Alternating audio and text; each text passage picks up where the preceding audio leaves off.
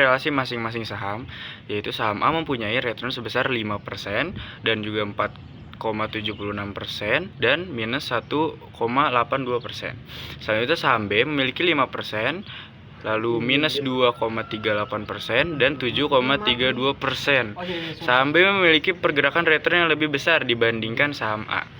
Yang kedua, return rata-rata saham A dan B. Saham A memiliki return sebesar 2,65% dan saham B memiliki 3,31%. Saham B memberikan rata-rata keuntungan yang lebih tinggi daripada saham A. Yang ketiga, resiko standar deviasi masing-masing saham. Saham A memiliki 3,87% dan saham B memiliki 5,07%. Saham B memiliki risiko lebih tinggi karena returnnya lebih berfluktuasi. Yang nomor 4, return dan risiko portofolio. Return portofolio berkisar antara 0,423 sampai 0,4509. Resiko portofolio berkisar antara 0,08365 sampai 0,120. Resiko semakin besar proporsi saham B, return meningkat tetapi risiko juga semakin tinggi. Yang kelima, Sharpe ratio. Sharpe ratio portofolio 1 sama dengan 4,58. Nilai tersebut menunjukkan bahwa portofolio mampu memberikan return yang tinggi dibandingkan risiko yang ditanggung. Yang nomor 6, interpretasi kinerja portofolio. Saham B menawarkan return lebih tinggi tetapi dengan risiko yang lebih besar. Portofolio 4 memiliki return tinggi namun risiko juga paling tinggi. Portofolio 1 merupakan portofolio yang paling efisien karena memberikan keseimbangan terbaik antara return dan risiko berdasarkan nilai Sharpe ratio. Nomor 1, menghitung return dan risiko masing-masing saham. Saham A memiliki return rata-rata sebesar 3,6% dengan risiko 3,70%. Artinya, saham ini memberikan keuntungan paling tinggi tetapi risiko juga cukup besar. Saham B memiliki return rata-rata sebesar 3,1% dengan risiko 4,17%. Saham ini memiliki risiko paling tinggi dibandingkan saham lainnya sehingga pergerakan harganya lebih fluktuatif. Saham C memiliki return rata-rata sebesar 2,4% dengan risiko 2,52%. Walaupun returnnya paling kecil, saham ini memiliki risiko paling rendah sehingga lebih stabil.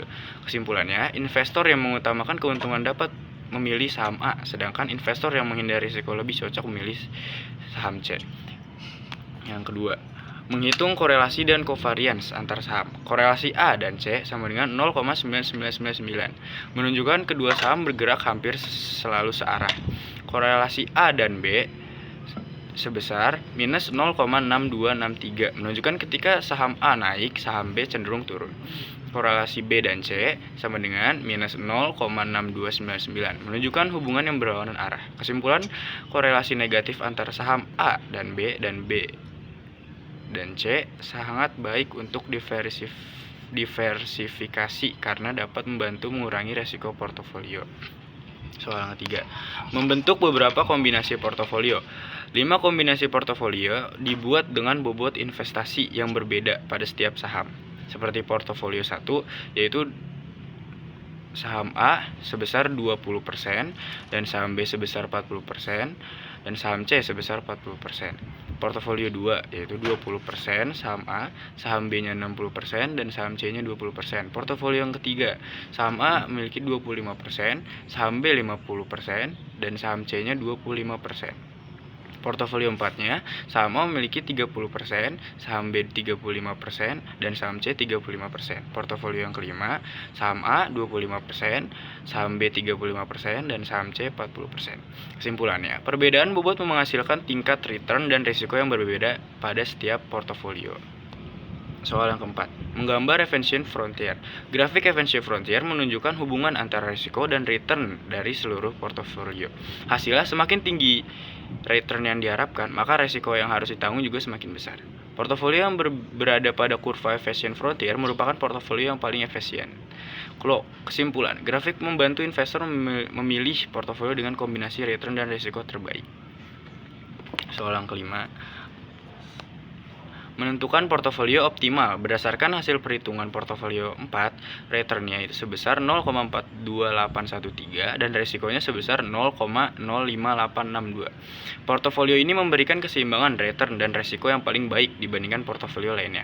Kesimpulan, portofolio 4 dipilih sebagai portofolio optimal. Soal yang keenam, Jawaban mengevaluasi kinerja Sharpe, Terranor, dan Jensen Alpha. Sharpe rasio tertinggi portofolio 4 sebesar 6,6211 menunjukkan return yang paling baik terhadap risiko total. Terranor rasio tertingginya portofolio 4 sebesar 0,4129 menunjukkan return terbaik terhadap risiko sistematis.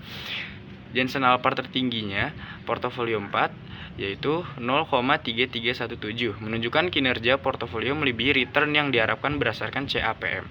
Kesimpulannya, berdasarkan ketiga metode evaluasi, portofolio 4 memiliki kinerja investasi terbaik. Soal yang ketujuh, keputusan manajerial investasi dari seluruh hasil analisis, portofolio 4 merupakan pilihan yang paling layak untuk dijadikan investasi karena memiliki keseimbangan return dan risiko yang baik serta memperoleh nilai Sharpe ratio, Terranor ratio, dan Jensen Alpha tertinggi dengan komposisi 30% saham A, 35% saham B, dan 35% saham C. Portofolio ini mampu memberikan keuntungan yang optimal dengan tingkat risiko yang masih dapat diterima oleh investor.